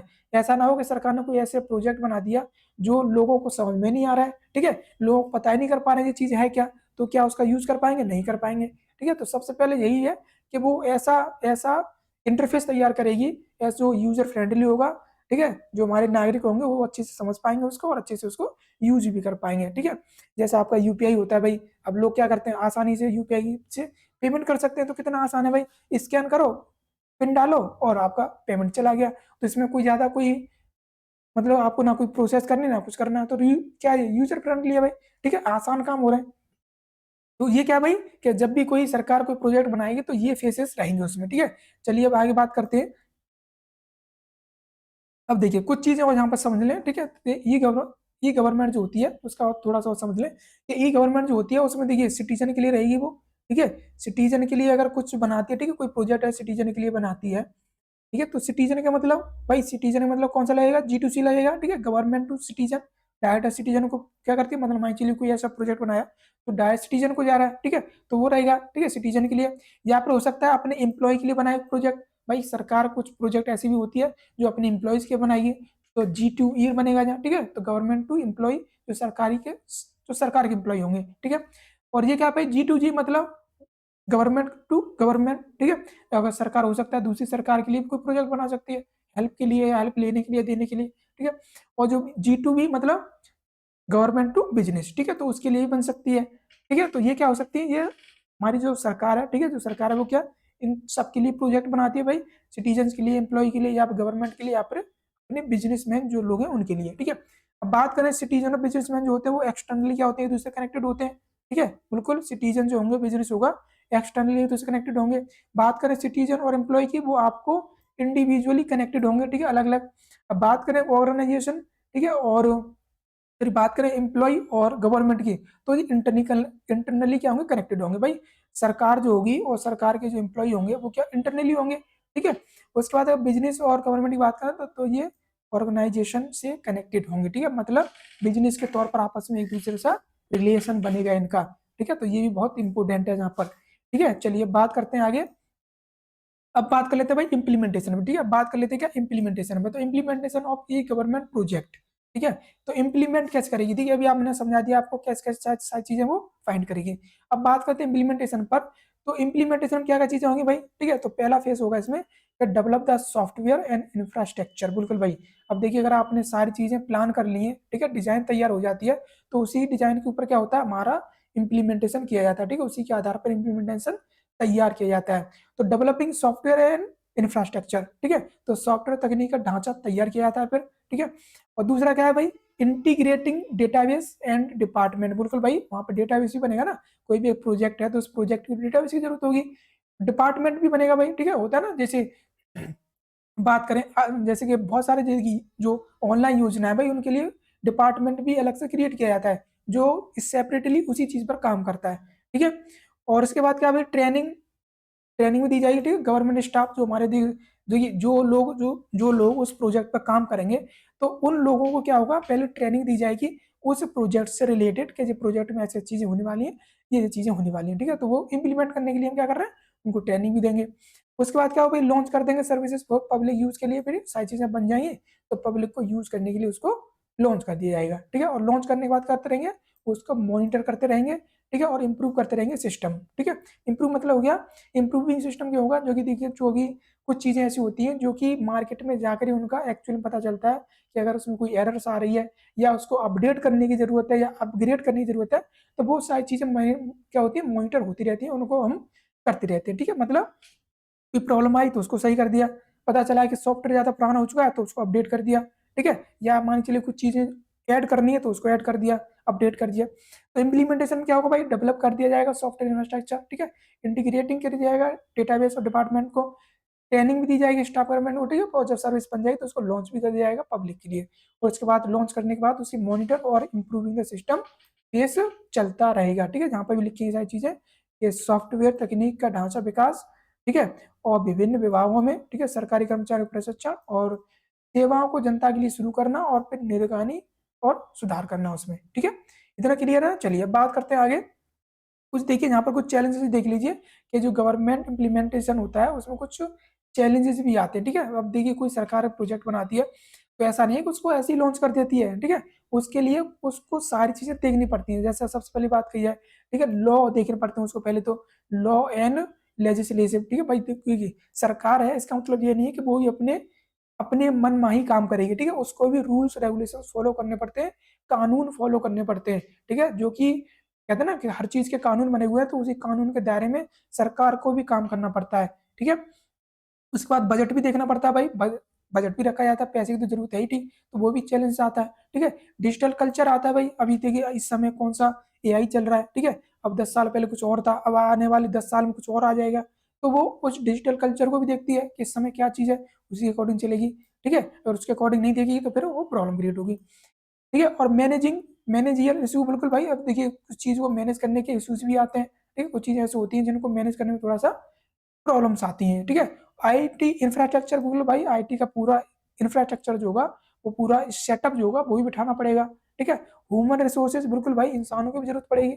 ऐसा थोड़ी कि मशीन ही काम करेंगे वहां पर लोगों की भी जरूरत पड़ेगी एक ई गवर्नमेंट को इम्प्लीमेंट करने के लिए। ठीक है, तो ये क्या है, कुछ कुछ यहाँ पर सिक्स क्या है, ये कुछ ऐसे ऐसे चैलेंजेस हैं जो कि सरकार को भी फेस करने पड़ते हैं।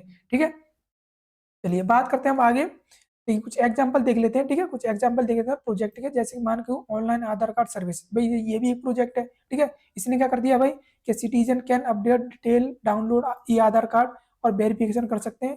ठीक है, वेरीफाई आइडेंटिफाई ऑनलाइन। ठीक है, बिल्कुल भाई। अब देखिए ऑनलाइन आधार कार्ड आप देखते हैं हर जगह क्या होता है, आधार कार्ड को वेरीफाई करके आपको पता कि मतलब आपके बारे में पता किया जाता है कि आप वेरीफाइड पर्सन हो या नहीं हो। ठीक है, आप इंडियन हो या नहीं हो, वो आधार कार्ड से पता चल जाता है। ठीक है, जिसमें देखिए फिंगरप्रिंट्स भी लगते हैं और आंखों की भी रेटिना जो होती है उसका भी होता है। ठीक है, तो ये क्या भाई, ये क्या भाई, ये भी तो ई गवर्नमेंट का तो प्रोजेक्ट है। ठीक है, इसने क्या कर दिया, लोग भाई अपन मतलब जितनी भी उसकी सर्विसेज सारी चीजें मिल रही है। ठीक है, और रिड्यूस द पेपर वर्क, बिल्कुल इसने पेपर वर्क क्या कर दिया, रिड्यूस कर दिया। अब सारी चीजें ऑनलाइन है तो आप घर बैठे कर सकते हो। ठीक है, आप किसी दुकान पर जाके करवा सकते हो, टाइम भी बच रहा है यहाँ पर। ठीक है, इंक्रीज हो रही है ट्रांसपेरेंसी, बिल्कुल भाई आपसे कोई रिश्वत भी नहीं लेगा यहाँ पर। अगर आप मैनुअली ऑफिस में जाएंगे तो हो सकता है कोई आपसे रिश्वत मांग ले कि हम ये काम करेंगे लेकिन हमको पैसे चाहिए। ठीक है, इंप्रूव द सर्विस डिलीवरी, बिल्कुल भाई सर्विस डिलीवरी इंप्रूव हो रही है। ठीक है, कम समय में आपको सारी चीजें मिल जाती हैं। तो देखिए वही चीज यहाँ पे हिंदी में लिखी है। ठीक है, तो हिंदी वाले स्टूडेंट के लिए भी हम यहाँ पर सारी चीजें लेकर चल रहे हैं। ठीक है, जो इंग्लिश में पढ़ सकते हैं, जो हिंदी में ही पढ़ सकते हैं। ठीक है, इतना क्लियर हो गया एग्जाम्पल, आई थिंक आप समझ में आ गया होगा। अब देखिए ये लास्ट टॉपिक हमारा ई गवर्नेंस लाइफ साइकिल के बारे में। ठीक है, लास्ट टॉपिक है। और देखिए अगर हम वीडियो की अगर बात करें तो हमारी वीडियो 51 मिनट की हो चुकी है अभी तक। ठीक है, वन शॉट वीडियो है तो मुझे लग रहा है 1 घंटे में हो जाएगा अपना। ठीक है, अगले 10-15 मिनट में अपना कंप्लीट हो जाएगा। ठीक है, लास्ट टॉपिक बचा हुआ है ई गवर्नेंस लाइफ साइकिल। ठीक है, तो भाई क्या होती है लाइफ साइकिल, देखिए वैसे आपको पता ही है लाइफ साइकिल का मतलब होता है कि कोई भी चीज स्टार्टिंग से लेकर एंड तक कैसे कैसे काम करती है, उसके कौन कौन से फेसेस होते हैं, उसको हम लाइफ साइकिल कहते हैं। जैसे इंसानों की होती है भाई, इंसान क्या होते हैं, सबसे पहले पैदा होते हैं, उसके बाद धीरे धीरे बड़े होते हैं और एक दिन फिर वो निकल लेते हैं। ठीक है, तो क्या हो रहा है भाई, वही तो हो रहा है, लाइफ साइकिल ही तो हो रही है भाई। ठीक है, पहले छोटे थे, फिर बड़े हुए, फिर और बड़े हुए, फिर शादी हो गई, फिर पिताजी बन गए, फिर धीरे धीरे वो सारी चीजें दादा दादी बन के फिर निकल लेते हैं। ठीक है, तो ये क्या लाइफ साइकिल है। ठीक है, उसी तरह किसी काम को करने के लिए या कोई प्रोजेक्ट है तो प्रोजेक्ट जैसे स्टार्ट होता है, स्टार्ट होने से एंड तक जो उसकी जितनी भी प्रक्रिया होती है, जितने भी फेसेस होते हैं, उन्हें हम लाइफ साइकिल कहते हैं। जैसे सॉफ्टवेयर इंजीनियरिंग में होता है एक सॉफ्टवेयर, भाई एसटीएलसी आपने पढ़ा होगा, अभी नहीं पढ़ा होगा। ठीक है, मैं पढ़ाऊंगा आपको। तो उसमें क्या होता है, एक सॉफ्टवेयर को बनाने की जो प्रक्रिया होती है स्टार्टिंग से लेकर एंड तक, ठीक है, वो सारी चीजें होती है लाइफ साइकिल के अंदर आती हैं। तो ई गवर्नेंस ई प्रोजेक्ट जो बनते हैं उसकी लाइफ साइकिल होती है। ठीक है, तो क्या होती है सबसे पहले समझ लेते हैं। तो लाइफ साइकिल क्या भाई, देखिए e governance life cycle describe करती है क्या, स्टेज, क्या करती है, स्टेज को डिस्क्राइब करती है। स्टेज मतलब होता है कि किस स्टेज पे क्या किया जाएगा। ठीक है, किस स्टेज पे क्या करना है, through the through the which an e-governance project pass from ideal generation to implement and improvement. ठीक है, मतलब वही चीज है भाई कि किसी चीज को इम्प्लीमेंट करना और उसको इम्प्रूवमेंट करना, तो उसका पूरा पूरा वो जनरेशन है। ठीक है, उसका आइडिया जनरेशन हो गया, वो मतलब क्या मतलब हो गया भाई, इसके जितने भी स्टेजेस होंगे स्टार्टिंग से लेकर एंड तक जितने भी फेसेस होंगे, उस सब में जो इम्प्लीमेंटेशन होता है, उसमें इम्प्रूवमेंट होता है, वो सारी चीजें होती है लाइफ साइकिल को दिखाती है, मतलब जीवन चक्र को दिखाती है वो। ठीक है, कोई सरकार का प्रोजेक्ट भी बनेगा तो स्टार्टिंग से लेकर एंड तक जब तक कंप्लीट नहीं होगा, उसके जितने भी स्टेजेस होंगे, जितनी प्रक्रिया होंगी, वो सारी चीजें होंगी लाइफ साइकिल के अंदर आएंगी। ठीक है, तो हिंदी में लिखा है भाई ई गवर्नेंस जीवन चक्र उन चरणों का वर्णन करता है जिसमें होकर एक ई गवर्नेंस प्रक्रिया, सॉरी परियोजना गुजरती है, जो विचार निर्णय से लेकर कार्यान्वयन मतलब इम्प्लीमेंटेशन और सुधार तक होते हैं। ठीक है, मतलब पूरी प्रक्रिया की हम बात कर रहे हैं यहाँ पर। चलिए बात करते हैं आगे।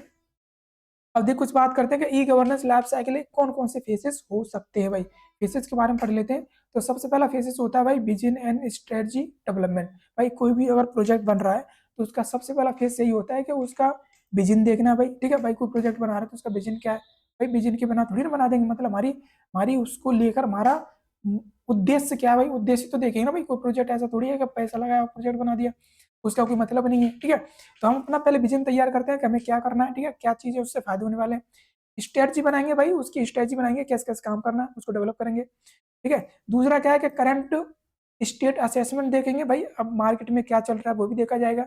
कोई प्रोजेक्ट बनेगा इलेक्ट्रॉनिक के लिए, अगर प्रोजेक्ट बना रहे हैं आप, आईटी की हेल्प से अगर प्रोजेक्ट बना रहे हैं, तो आपको करंट में आपको आईटी जो टेक्नोलॉजी है उसको भी देखना पड़ेगा कि इस समय टेक्नोलॉजी किस लेवल पर है। ठीक है। उसके बाद क्या है, फ्यूचर स्टेट डेफिनेशन। बिल्कुल भाई, फ्यूचर के लिए भी आपको सोच के चलना है। ठीक है। ऐसा नहीं कि प्रोजेक्ट आपको प्रेजेंट के लिए बनाना है, आपको अगले 10 साल 15 साल सोच के चलना है कि इसका परिणाम क्या होने वाला है। ठीक है। चौथा फेज क्या है कि इम्प्लीमेंटेशन अप्रोच द सोर्स। बिल्कुल भाई, आपकी जो जो अप्रोचेज होंगी, मतलब मेथड्स होंगे, और जितने भी सोर्सेज होंगे, मतलब जितनी भी आपके टूल्स टेक्निक्स होंगे, वो सारी चीजें क्या होंगी, आपको इंप्लीमेंट करना है उनको। ठीक है। और पांचवा क्या होगा भाई, डेवलप करना है एंड इम्प्लीमेंट करना है आईटी सिस्टम। बिल्कुल भाई, उसके लिए आईटी सिस्टम डेवलप किया जाएगा और इम्प्लीमेंट भी किया जाएगा। ठीक है। आईटी की बात है तो आईटी के लिए इम्प्लीमेंट भी करेंगे और डेवलप भी करेंगे, उसके लिए पूरा का पूरा सिस्टम तैयार करेंगे। ठीक है। उसके बाद क्या है, ऑपरेट एंड सस्टेन। बिल्कुल भाई, उसको ऑपरेट भी तो किया जाएगा, ऐसा थोड़ी कि उसको ऑपरेट नहीं करेंगे भाई। कोई प्रोजेक्ट बन जाएगा इसका मतलब ये नहीं उसको बीच में छोड़ देंगे, उसको फिर धीरे धीरे ऑपरेट भी करते रहेंगे। ठीक है। चलिए इनको फटाफट से समझ लेते हैं। देखिए, e governance project life cycle का देखिए मैंने एक छोटा सा डायग्राम बना दिया, वही फेसेस हैं जहाँ लिखे हुए हैं। ठीक है। पहला हो गया विजन स्ट्रेटजी, ठीक है, current state assessment, future state definition, ठीक है, implementation approach and sourcing, development and implementation IT system, और ऑपरेट एंड सस्टेन। ठीक है। तो ये आप डायग्राम बना सकते हैं, बड़ी सिंपल डायग्राम है इसका। ठीक है। चलिए बात करते हैं सही फेसेस के बारे में, बात कर लेते हैं। तो विजन स्ट्रेटजी डेवलपमेंट क्या होता है भाई, तो दिस फेस डिफाइन करता है why the e governance project is needed. हम जो प्रोजेक्ट बना रहे हैं वो क्यों बना रहे हैं। ठीक है। And what goal it should achieve, कि हमारा इससे क्या गोल प्राप्त होगा। ठीक है। हमें क्या इससे प्राप्त होगा, वो सारी चीजें हम पहले डिस्कस करते हैं। ठीक है। तो इसी चरण में यह तय किया जाता है, क्या तय किया जाता है कि परियोजना मतलब जो प्रोजेक्ट है वो क्यों आवश्यक है भाई, क्यों बना रहे हैं भाई, सबसे पहले तो यही यही देखेंगे ना। ठीक है। और उससे क्या लक्ष्य प्राप्त होगा। ठीक है। हमारा उससे कोई प्रॉब्लम सॉल्व होगी या नहीं होगी, उससे कोई फायदा होगा या नहीं होगा। ठीक है। अब देखिए इस विजन में कुछ चीजें क्या की जाती है, कुछ चीजें चेक की जाती है, या कह सकते हैं कुछ चीजें आइडेंटिफाई की जाती हैं। ठीक है। जिसमें सबसे पहला क्या है भाई कि आइडेंटिफाई द सिटीजन प्रॉब्लम। पहले सरकार जो सिटीजन है उनकी प्रॉब्लम को आइडेंटिफाई किया जाएगा। ठीक है। नागरिकों की समस्याओं को पहचान की जाएगी वहां पर। ठीक है, कि लोगों को क्या समस्या है, उसके अकॉर्डिंग प्रोजेक्ट तैयार किया जाएगा। ठीक है। Set the long term vision. बिल्कुल देखिए, ऐसा नहीं है कि शॉर्ट टर्म के लिए कोई प्रोजेक्ट बनाएंगे, हम लंबे समय के लिए सोच के चलेंगे। ठीक है। और defining the objective and scope. बिल्कुल भाई, इसमें अपने उद्देश्य जो होंगे, हमारा स्कोप क्या रहेगा, हमारा प्रोजेक्ट कहाँ से कहाँ तक काम करेगा, वो सारी चीजें इसमें डिफाइन की जाएंगी। Align with government policy. बिल्कुल भाई, देखिए प्रोजेक्ट बनेगा तो सरकार की जो नीतियां उनके अकॉर्डिंग ही बनाया जाएगा। ऐसा नहीं है कि कोई प्रोजेक्ट सरकार बनाए या कोई बनाए, ऐसा नहीं है कि वो रूल्स को ब्रेक करे। ठीक है। रूल्स ब्रेक नहीं करने यहाँ पर। ठीक है।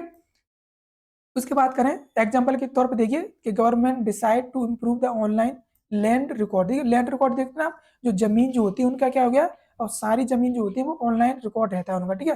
टू रिड्यूस द करप्शन और डिले। बिल्कुल, इसमें क्या होगा, देखिए करप्शन क्या है, खत्म हो गया, और डिले भी खत्म हो गया।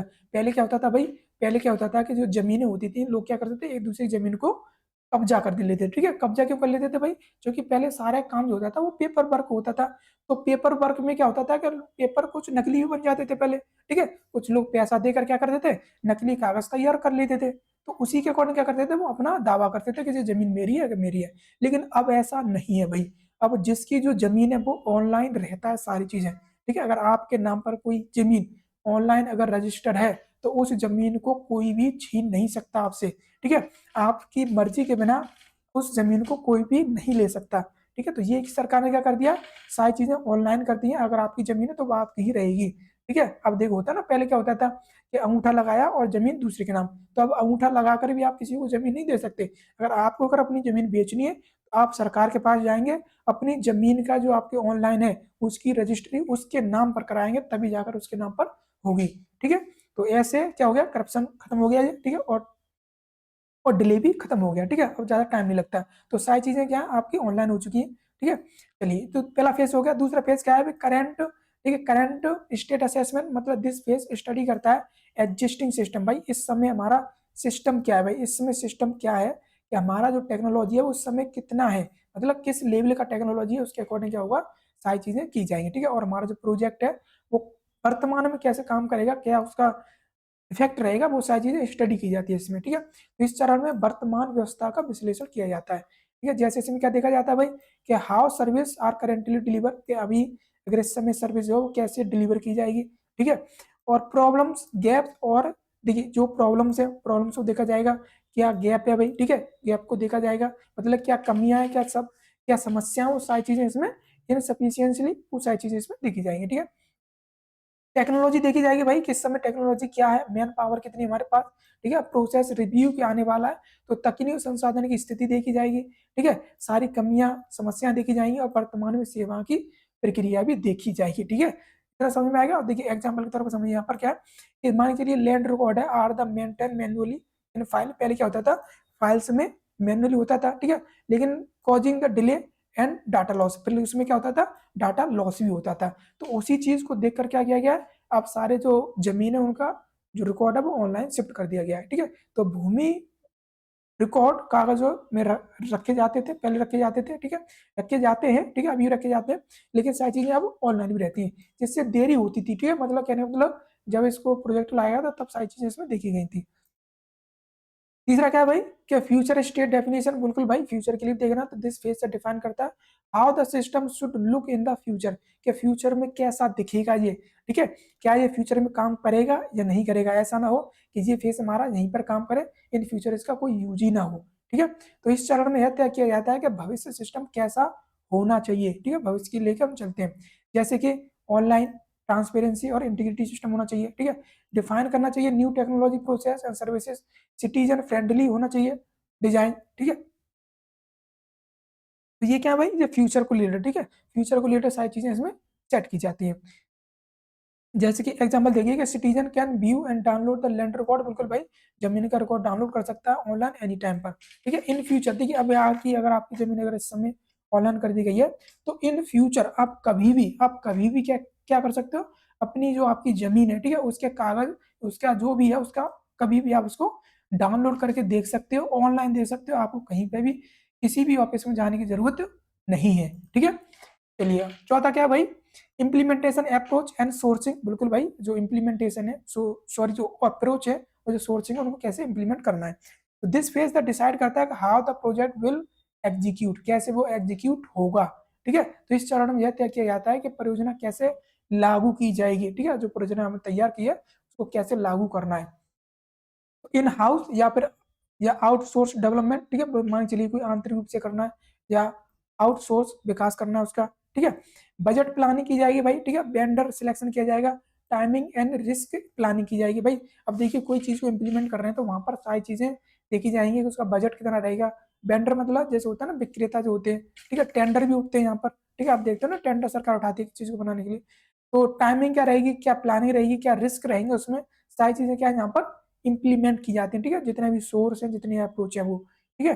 एग्जाम्पल की तरफ देखिए कि गवर्नमेंट हायर करती है आईटी कंपनी, ठीक है, और to develop the land record portal, देखिए अब सरकार ने जो लैंड रिकॉर्ड पोर्टल जो बनवाया था वो भी क्या किया था, वो आईटी कंपनी को क्या दिया था, आईटी कंपनी को हायर किया था कि आप हमारे इस पूरी वेबसाइट को बनाइए, इस पूरी लैंड रिकॉर्ड का एक पोर्टल तैयार कीजिए जहां पर अपनी सारी चीजें ऑनलाइन शिफ्ट की जाएंगी, ठीक है। तो वो क्या हुआ, प्रोजेक्ट था वो, ठीक है, तो इम्प्लीमेंट किया गया।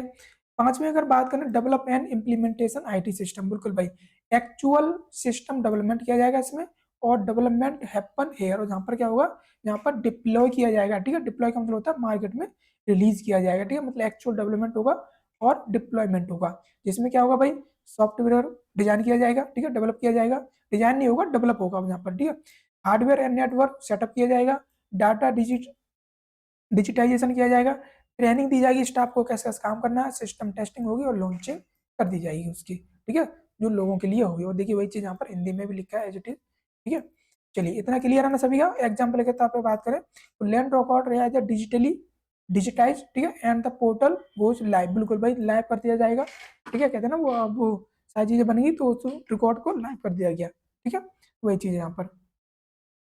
छठा क्या है भाई, ऑपरेट, अब ऑपरेट होगा और मेंटेनेंस वो होता रहेगा, ठीक है, अब चीजें क्या है भाई ऑपरेट होंगी, ठीक है, मार्केट रिलीज होंगी, तो this phase the ensure the long term functionality of the system, ठीक है, जो इसमें ऑपरेट होते रहेंगे और उसको मेंटेन करते रहेंगे इन फ्यूचर तक, ठीक है, अपग्रेडिंग करते रहेंगे, अपडेट करते रहेंगे, ठीक है। तो इसमें क्या होगा भाई, डेली ऑपरेशन किए जाएंगे, मेंटेनेंस मेंटेनेंस की जाएगी उसकी, ठीक है, यूजर सपोर्ट रहेगा उसमें, ठीक है, और उसके बाद सिस्टम अपग्रेड और इम्प्रूवमेंट की जरूरत पड़ती है तो वहाँ पर भी अपग्रेड और इम्प्रूवमेंट किए जाएंगे, और परफॉर्मेंस मॉनिटरिंग भी होगी कि जो हमारी साइट है वो अच्छे से काम कर रही है या नहीं कर रही है। ठीक है, ऐसा नहीं है कि हमारी साइट अच्छे से काम ना कर रही हो, लोगों को प्रॉब्लम हो रही हो। ठीक है, तो चीज़ों को क्या कहते हैं, सॉर्ट आउट किया जाएगा। अगर कोई एरर आ रही है तो उस एरर को भी सॉर्ट आउट किया जाएगा। ठीक है, एग्जाम्पल तौर पर देखिए, रेगुलर अपडेट करना, ठीक है, सर्वर मेंटेनेंस, ठीक है, और हेल्प डेस्क सपोर्ट सिटीजन के लिए। ठीक है, मतलब रेगुलर अपडेट करते रहना है कि कहीं किसी लोगों को प्रॉब्लम तो नहीं हो रही है। ठीक है, कहीं हमारा सर्वर बिजी तो नहीं आ गया है, कहीं सर्वर हैंग तो नहीं हो रहा है। ठीक है, सारी चीजें क्या करते रहना, मॉनिटर करते रहना वहां पर। ठीक है, और देखिए ये हो चुका है, देखिए लास्ट था ये। ठीक है, ये लास्ट है ये, बस चलिए आपका वन शॉट वीडियो हो चुका है। ठीक है, एक पूरा वीडियो बन चुका है यहाँ पर आपके यूनिट 1 में। और देखिए इसकी टाइमिंग अगर बात करूँ तो 1 घंटा 5 मिनट हो चुके हैं आपके। ठीक है, तो 1 घंटा हमने क्या कर दिया, इसको कंप्लीट कर लिया है। एक बार मैं आपको शुरू से दिखा देता हूँ। ठीक है, क्या क्या चीजें पढ़ ली हमने। तो वन शॉट वीडियो भाई पूरा एक चैप्टर हमने यहाँ पर कंप्लीट कर दिया। ठीक है, देखिए सारे टॉपिक्स मैंने पढ़ा दिए आपको।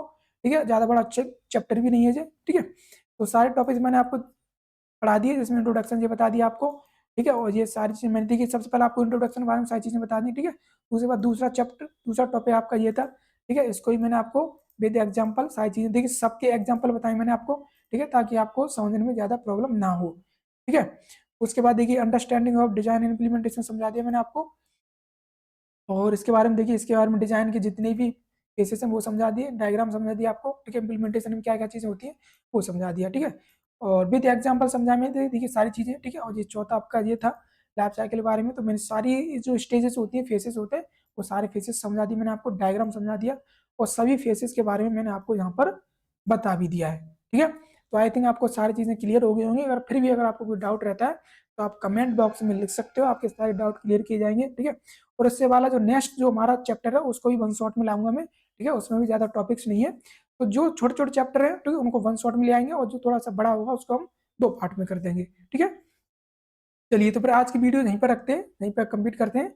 और देखिए अभी तक अगर आपने हमारे चैनल को सब्सक्राइब नहीं किया तो फटाफट से प्लीज चैनल को सब्सक्राइब कर लें, और अपने दोस्तों को भी शेयर करते हैं भाई, सभी को बेनिफिट होना चाहिए इसका। ठीक है, और ये CS और IT दोनों ब्रांच के लिए कॉमन है, दोनों के लिए यहाँ पर इसको पढ़ना है। ठीक है, तो हिंदी इंग्लिश दोनों में भाई, दोनों के लिए बेनिफिट होने वाला है। तो भाई फटाफट से अपने दोस्तों को भी शेयर कर देना ताकि सबका फायदा हो जाए। ठीक है, और चलिए फिर मिलते हैं फिर नेक्स्ट वीडियो में, जब हमें दूसरी वीडियो लाऊंगा मैं। ठीक है, यूनिट 2 पर, और वन शॉट वीडियो लाऊंगा। ठीक है, ज़्यादा ज़्यादा हम छोटी छोटी वीडियोज नहीं बनाएंगे, वन शॉट वीडियो बनाएंगे ताकि आपको कम वीडियोज में सारा सिलेबस कवर हो जाए। ठीक है, तो मिलते हैं भाई। ठीक है, अपने दोस्तों को भाई लाइक करना वीडियो को, ठीक है, लाइक करना और अपने दोस्तों को भी शेयर करना। और अभी तक चैनल सब्सक्राइब नहीं किया तो फटाफट से सब्सक्राइब भी कर लेना भाई। ठीक है, और सभी लोग सपोर्ट करो भाई। ठीक है, अपने कॉलेज में अपने दोस्तों को शेयर कर दो, और सभी को बता दो कि एजू निर्मित चैनल पर सारी classes free of cost start हो चुकी हैं, और बेस्ट कंटेंट के साथ। ठीक है, वो एकदम जो एग्जाम ओरिएंटेड कंटेंट है। ठीक है, चलिए फिर मिलते हैं नेक्स्ट वीडियो में, जब तक के लिए थैंक यू फॉर वॉचिंग।